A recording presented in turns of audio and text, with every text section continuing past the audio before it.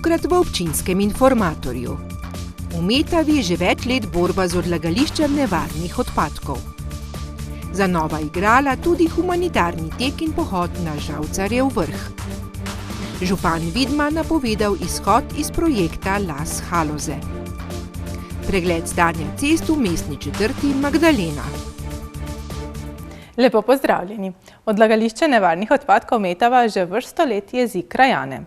Nekoč so namreč vanj odlagali nevarne industrijske odpadke, tudi po 2000 kubičnih metrov letno. Jasno je, da ne ustreza sodobnim standardom ravnanja z odpadki. Snaga ima letno s tem odlagališčem ogromne finančne stroške. V krajevni skupnosti Malični Kruperče se nahaja odlagališče nevarnih odpadkov. Vanj so nekoč odlagali nevarne industrijske odpadke. Govorili smo z Jožefom Škofom, ki se z omenjeno problematiko bori že vrsto let. Vojska je vozila po noči, še stražo so tu postavili, tako govorijo tisti, ki se tu doma. Z noč so zakopane sodi. In zdaj jaz sem bil takrat presenečen, ko smo prišli sem z županom Fišerovcem na licu mesta. Je bilo tam v tistem kontejneru železnem je not taka tekočina črna, ko smola, in ko so gor odprli, smo vsi stran bežali, ker tako hudo smrdi. Ti so potem odpeljali, ko pa je prišel minister Vizjak, pa Majcanova, so tam to posodo spraznili. Da se tam nahajajo nevarni odpadki, so potrdili tudi na Snagi. Je odlagališče, ki je bilo namenjeno od samega začetka, že iz 80-ih let, za odlaganje posebnih odpadkov, kasneje se je ta terminologija spremenila tudi nevarnih odpadkov. Škofova ideja je bila ustvariti park po vzoru iz sosednje Avstrije. Pridobil je potrebno dokumentacijo, analiza odlagališča pa bi stala 110 000 evrov. To je toliko, kot letno Snaga nameni za vzdrževanje, a zanimanja ni. Na Snagi so pojasnili, zakaj takšna vsota. Tukaj predvsem zelo visok strošek odpadna izcedna voda in sicer ravnanje s to izcedno vodo, prevoz, čiščenje, oddaja izcedne vode in tako dalje pride nekje na 56 000 evrov. Potem imamo še pa različne te stroške, ki nastajajo recimo z monitoringi. To je približno 17 000 evrov letno, pa stroški recimo tega obratovanja, dela na odlagališču 20 000 evrov, vsi skupaj, če zberemo. Povedali so tudi, da idej, kaj bi lahko nastalo, ogromno, a je težava zakonodaja. Na zaprtih odlagališčih glede zakona o urejanju prostora, recimo če gledamo to zakonodajo, zdaj na zaprtih odlagališčih neke spremembe, recimo neki posegi na odlagališčih v smislu gradbenih posegov ali pa neke večje spremembe namembnosti ni možno. Škof ima izgovorov dovolj. Mi se želimo, da pride tu do konkretnih rešitev, da se naredi analiza tega področja, ker pravzaprav ljudje, in tudi jaz sam več temu ne zaupam. Lani je zbirališče obiskal minister za okolje in prostor, ki je povedal, da je seznanjen s težavo in dodal, da sam vidi rešitev v postavitvi fotovoltaične elektrarne. Obrnili smo se na Ministrstvo za okolje in prostor in jih poprašali, ali so preverili, kaj lahko storijo in kakšno je stanje. Povedali so nam, da Inšpekcija za okolje in naravo v rednem inšpekcijskem postopku ugotovila, da ima odlagališče vpliv na podzemne vode. A ne glede na ugotovitve, zavezanec ne krši odločbe o zaprtju, saj v odločbi niso določeni ukrepi za preprečevanje škodljivih vplivov. Inšpektor je pozval Agencijo Republike Slovenije za okolje in prostor, da spremeni izdano odločbo in odloči o ukrepih. Dokler odločba ne bo spremenjena, inšpektor Inšpektorata za okolje in prostor nima podlage za ukrepanje, pojasnijo. Arso je na poziv inšpektorja odgovoril, da bo v letu 2021 na podlagi uredbe o odlagališčih odpadkov preveril in spremenil izdano odločbo o zaprtju odlagališča, ki jo je vložil upravljalec odlagališča zaradi spremembe v ravnanju z izcedno vodo na odlagališču. Škof ob koncu poudarja, da bo vztrajal še naprej, saj si želi stvari priti do dna. Obljub je bilo nešteto, a doslej se ni zgodilo nič konkretnega, zato se boji, da bi prišlo do ekološke katastrofe, preden se bo kaj spremenilo. Se še spomnite mariborskih otrok, ki so si zaželeli novih igral na igrišču pred njihovimi bloki? Lotili so se dela in začeli zbirati prostovoljne prispevke, ljudem pa so v zahvalo podarili igrače. Njihova akcija je naletela na posluh marsikoga. Tudi na Roberta Kerežija in njegovo športno društvo, ki zdaj vsako soboto v maju organizira humanitarni tek na Žalcarjev vrh. Poglejmo podrobnosti. V akciji zbiranja prostovoljnih prispevkov so bili otroci zelo uspešni, saj bodo kmalu dobili prva igrala. Od samih igral se je zbralo 1600 evrov, mogoče kak evro več. Skratka, res presenetljivo ogromno, za vse nas je to presenetilo pozitivno. Tako da ja, stvar je stekla naprej, vse skupaj smo zdaj zbrali z ostalimi donatorji še. Sicer nijamo fiks denarja, ampak nam bojo pokrili račune za nabavo igral, tako da nekje imamo skupno za 3000 budžeta. Glavno naprej je že steklo za igrala, namesto teh tukaj bomo dobili gugalnico, plezalo, tobogan, skratka to, kar so si otroci želeli. Tako da zato imamo dovolj sredstev. Od teh, ki smo dobili ponudbo, nam oni bojo pripeljali in zmontirali. Skratka, naprej pa bo potrebno, predtem bo potrebno samo pripraviti teren, pa pol nasutje s peskom, tista varnostna globina, koliko ga mora biti. Kasneje pa še sama ureditev. Odločili smo za te mize, bomo uredili samo, da bojo ostale, ping-pong, tale peskovnik, bomo še okoli malo uredili klopce. Del želja ostaja še neuresničen. Nam je plan, da bi v tistem delu parka postavili tudi kakšna ta zunanja fitness igrala.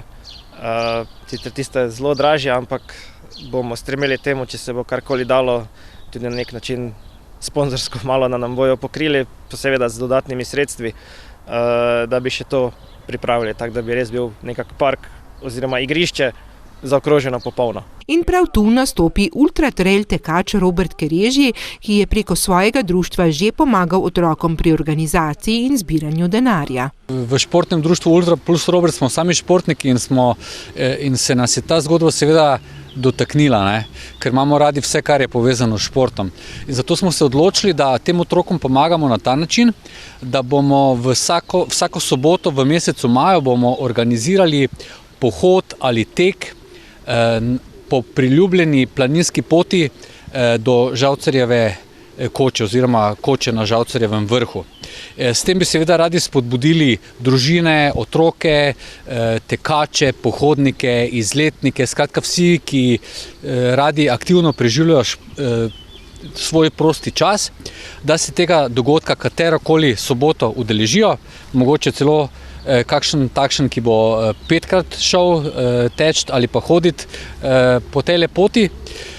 In z plačano štartnino bo takole tudi pripomogel v bistvu sestaviti ta delček mozaika v neko celoto, in to je seveda otroško igrišče, ki upam, da bo do poletja narejeno. Kdor želi teči ali hoditi v okviru te akcije, se lahko prijavi preko spletne strani športnega društva Ultra plus Robert 24 ur pred vzponom. V tej štartnini, ki znaša 10 evrov, bodo ljudje dobili obrok v vrednosti 5,50 €, ki si ga sami zberejo. Potem dobijo tudi eno unikatno nagrado iz lesa, ki ga bo izdelalo eno podjetje Moji iz Maribora. Delajo zelo luštne takšne izdelke iz slovenskega lesa. Potem seveda dobijo tudi štartno številko in pa uvrščeni bodo na tole virtualno lestvico najboljših časov. Glede pohoda in teka bosta torej dve kategoriji, pohodnik in pa tekači. Znotraj teh kategorij bojo pa še podkategorije, torej otroci, ženske in pa moški ter starostne kategorije, tako da se lahko potegujejo tudi za nagrade, če bodo seveda znotraj svoje kategorije uvrščeni med prve 3. Najboljši bodo namreč tudi nagrajeni. Nagrade pa so do sedaj prispevali podjetje Hervis pa Pošta Slovenije in upam, da bomo, pa Bodyfit, tako da upamo, da bo še uspeli v tem času nagovoriti še koga, tako da bodo tudi atraktivne in privlačne nagrade. Tako otroci kot starši pa so Robertu in njegovemu društvu hvaležni. Brez njega ne vem, kako bi se, kaj se teh tiče, finančnih zadev lotili, no. Tako da tu res še enkrat tudi osebno in skupno imenu vseh zahvaljujem njemu, da je to nam on uredil račun, kjer so se zbrala nekaj sredstva, pa še to, kar bo on z tekom nam tudi prispeval, to je res ogromno. Tako da mislim, da v drugi fazi bomo že res tisti drugi plan lahko uresničili za ureditev igrišča. In to je tisto, kar na vsezadnje največ šteje. Uresničiti otrokom željo po gibanju in rekreaciji. Župan občine Videm je prejšnji teden napovedal, da bodo izstopili iz projekta Las Haloze. Češ, da ta delno haloška občina dobi premalo odobrenih projektov in s tem tudi manj financ za projekte. Meni tudi, da bi se moral Las Haloze reorganizirati način odločanja, kdo dobi denar in tudi pripravo javnih pozivov. Videmski župan je že nekajkrat opozoril, da bi moral Las Haloze biti pri odločitvah drugače organiziran. Že pred časom sem tudi pisno izjavo podal na organe Las Haloze. Z načinom dela, predvsem pa z razdeljevanjem tega dela javnega denarja se ne strinjamo, zaradi tega, ker jasno kažejo vsi javno dostopni podatki, da so deležni denarja iz tega sklada, če temu lahko tako rečem, tako rekoč eni in isti. In na koncu ugotovitev na osnovi vseh teh podatkov jasno kaže, da je Haložan, in to pristni Haložan, od tega denarja dobil najmanj, da ne rečem skoraj nič.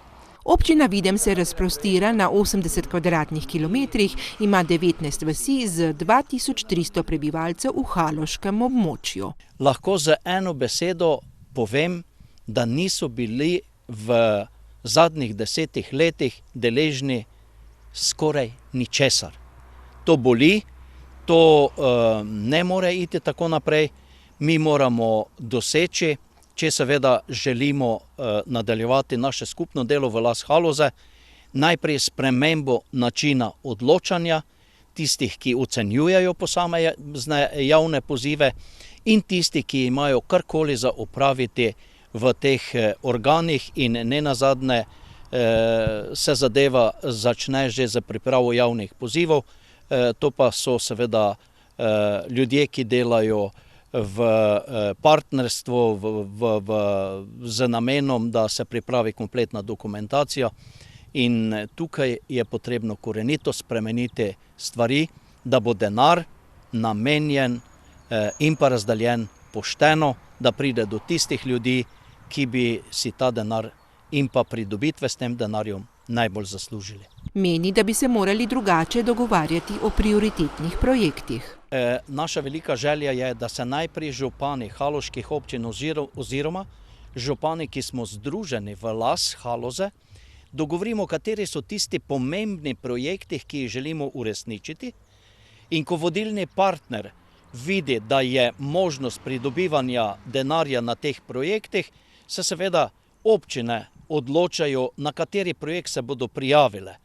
Vodilni partner skrbi potem za administrativni del, organi Las Haloza pa morajo seveda slediti strategiji razvoja posameznega območja, ki ga tako ali drugače predstavljajo in zastopajo pri odločanju in razdeljevanju denarja po določenih javnih pozivih. Predstavnik vodilnega partnerja pri projektu Las Haloze namreč razlaga, kako je zdaj. V bistvu občina se enako kot podjetje ali pač kmetija ali društvo enako prijavi potem na ta javni poziv, in dejansko konkurira zraven pač ostalih, in potem na osnovi pač zbranih točk oziroma potem pač vrstni red se naredi, dejansko potrjevanja, samo pa poteka ocenjevalna komisija pripravi predlog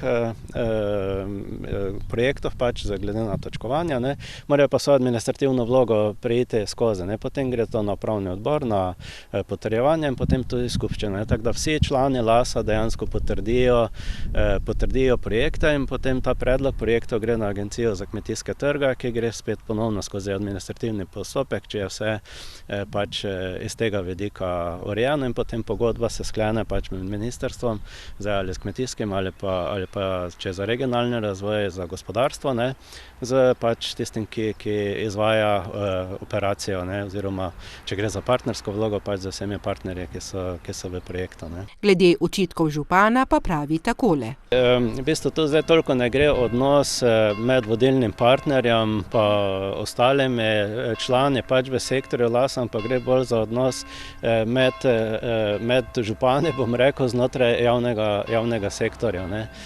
Tako da v bistvu gre bolj za to razmerje med samimi župani, ne, ker dejansko te partnerske vloge, ki so nazadnje zdaj prišle na razpis, občine Videm ni partner pač v teh projektov, konkretno gre za projekt Turizem Haloze. Ne.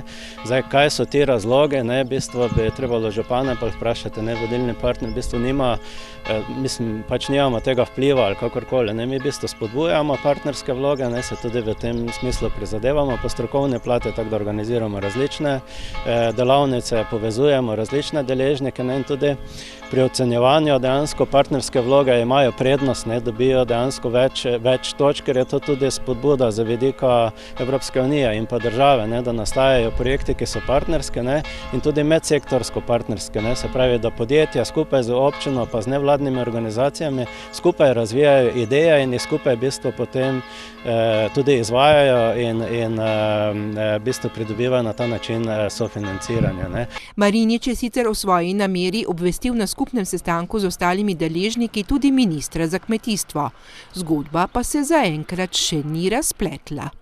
Te dni se odpravljamo po krajevnih skupnostih in mestnih četrteh v mestni občini Maribor in preverjamo, katere investicije so bile izvedene v času županovanja Saša Arsenoviča. Tokrat smo obiskali mestno četrt Magdalena. Obiskali smo mestno četrt Magdalena in govorili s predsednikom mestne četrti Jožefom Grahom, ki nam je povedal, kaj je bilo v Magdaleni v zadnjih 2 letih sanirano na področju cest. Predvsem gradnja podvoza na Ljubljanski ulici z vsemi drugimi infrastrukturnimi objekti in povezavljenimi cestami, tako da s tem smo zelo zadovoljni. Tudi Pariška komuna je kar dokaj dobro urejena. Imamo še nekaj črnih točk, ki bi rad tudi kasneje izpostavil. Mimo mestne četrti vodi Preradovičeva ulica, na katero krajani pogosto opozarjajo. Za to cesto in ulico smo že v tudi prejšnjih mandatih opozarjali mestno občino, da je potrebno sanirati in to v celoti, tako komunalno kot infrastrukturno. In katere ceste v Magdaleni še predstavljajo težavo? Na Gorkega ulici, ki gre sicer en majhen pločnik, ampak je v zelo slabem stanju, tako da bi bilo potrebno malo vlaganje, malo v bistvu gre za sanacijo infrastrukture. Pereč problem pa nam predstavlja tudi območje, ki se razteza od Ruške ceste, sporedno z Valvazorjevo ulico, gre za ulice, ki so povezovalne na Ruško cesto in so zelo v slabem stanju, ni urejen niti pločnik, tam imamo tudi divje parkiranje. Skratka, ta del se nam zdi malo pozabljen in bi tudi v bodočnosti potrebno več pozornosti nameniti k njemu. Čez nekaj dni bo obiskal župan in seznanili ga bodo s črnimi packami v Magdaleni. Ker vidimo vsak dan tukaj delavce podjetja Nigrad, vendar oni ne gradijo cest, vendar samo vzdržujejo, obnavljajo, tako da to poteka. Moram reči tudi, da se trudijo, koliko se le da, ali zalijejo z smolo te razpoke, udarne jame. Zakaj več, pa potrebno nekaj več denarja. Tu pa vemo, kakšen je problem. Mi smo samo ena izmed 17 MC in KS, tako da razumem tudi finančni položaj mestne občine, ampak vseeno bo pa tudi malo več potrebno pogledati na ta naš desni breg reke Drave. Dogovorjeno naj bi bilo, da se bo uredil prometni režim predvsem v okolici Gorkega ulice, Preradovičeve, del ulice Heroja Zidanška ter Betnavske, kjer se bi naj naredil pločnik in uredila divja parkirišča. Na nekaterih mestih se bodo vzpostavila nova, plačljiva. Toliko za nocoj oddaje Občinski informator. Ob 20. uri si lahko na BKTV ogledate oddajo Na polovici mandata z županom občine Dornava. Sveže novice pa najdete na spletnih portalih lokalec.si in mbReport.si. Želim vam lep dan še naprej in nasvidenje.